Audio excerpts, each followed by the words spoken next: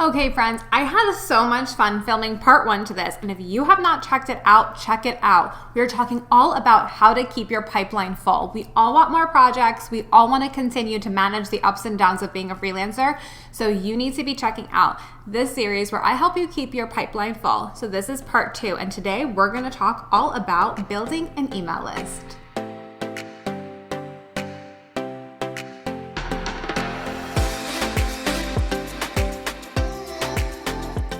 Hi friends, my name is Vanessa Alzate, the founder and CEO of Anchored Training, and on this channel we help instructional designers just like you level up, not only in learning but also in business. Let's talk about building an email list. And no, friends, this is not something where you're going to need some fancy tools and you're going to need like any fancy email management campaign managers or anything like that. We're not even starting there. Because not all of us are going to ever really be in a place where we really need that. However, a lot of times as freelancers, we kind of just dive in and don't really think about all of the other things that we have to do. Like I mentioned before, the business of learning. And I'm here to tell you, there are a few things that you have to do in order to make that pipeline full, healthy, and continue to grow. And that is an email list. Honestly, the only thing that you own are your email lists. Your contact information. Anything could happen. You cannot solely rely on LinkedIn, Twitter, Facebook, Slack communities that you're part of. Those are all things that you do not own. So you don't own the outcome of those platforms. And if you think that nothing is ever going to happen to LinkedIn, well, meet MySpace, meet Snapchat, meet Facebook. Now, you may say, Vanessa, Facebook is doing fine. It's actually really not. Let's take a look and think about who's really on Facebook right now. What are their demographics? Is the younger generation getting on Facebook? I'll tell you right now, I work a lot with women that are in college, and if I say anything to them about, well, aren't you on Facebook? They actually have laughed. They're like, I really don't go in, like I have it, but I don't go into Facebook unless I really have to. So guess what's going to happen in the next few years? Facebook's probably going to start to die out. So again, if you only have all of your contacts in these platforms and anything happens to them, there goes all of your contacts. You're now starting from zero. And I don't mean to say this in a like the world is falling. Like I mean to say this because I'm here to help you protect yourself and your business. So you want to start building an email list. As you meet clients, as you start working with clients, those are the clients that go on your email list. As you have people reach out to you for projects, connections that you make, people you've spoken to about potential projects, they should also be going on that email list, because besides reaching out to repeat clients, we've already talked about that in part one, and so I will link that above so you're able to check out part one if you have not yet.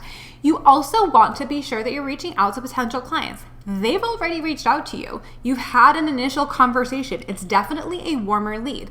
Just because it was a no at that time doesn't mean it's a no forever, right? So it doesn't mean that you can't consistently reach out in, some sort of quarterly, regular format. Just like I talked about in part one, you want to continue to stay top of mind for potential clients, because if they had a need once before, they're going to have a similar need again. And maybe they weren't satisfied with their previous freelancer, or maybe they're just looking to diversify their vendors. Great, that's awesome.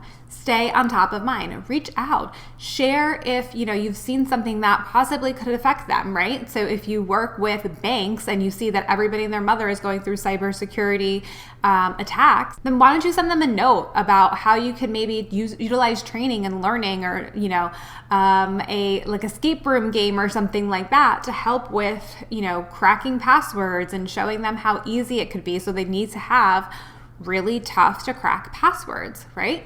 All of these little things. Like I literally just read this morning, and if you do not think that password issues are an issue, I literally just read this morning about GoDaddy saving passwords in plain text as of just a few weeks ago. Like there are issues everywhere. So just because you think that they have, they probably have cybersecurity training. Yeah, they probably do.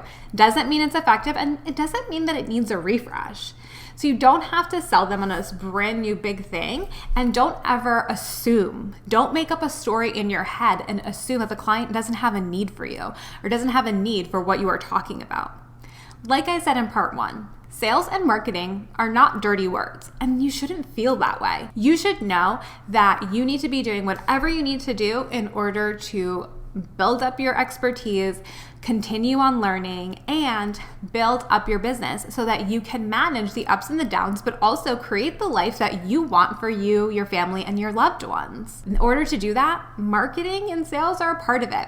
And it's not about, going out there and buying ads and all of those things. Sometimes marketing is something that you don't even realize that you're doing. And that's by having genuine conversations with clients and potential clients.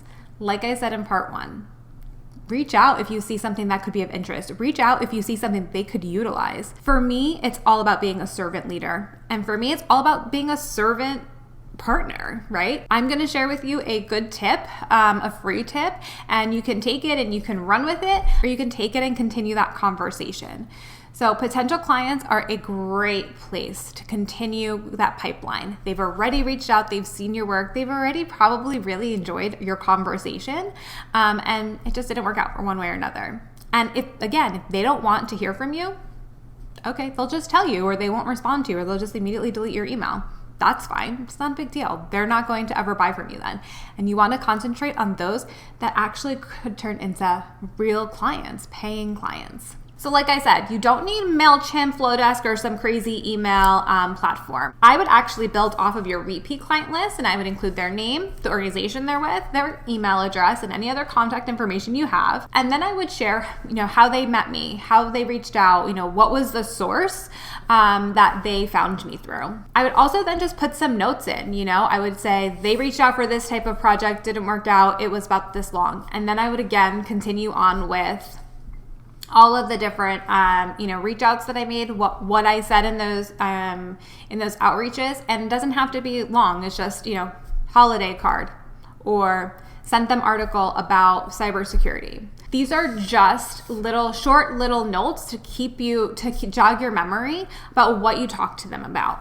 And it's also there to help you so you don't repeat too soon. So friends, do you want to start the new year off right? Well, check out the New Year New ID Skills Workshop Series. Starts January 14th. We're going to be working one-on-one on mindset, your resume, your portfolio, your cover letter, your interview skills, so that you're ready to hit the ground running in 2022 and land that dream job.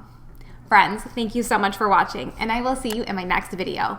And happy, happy, happy New Year. Bye.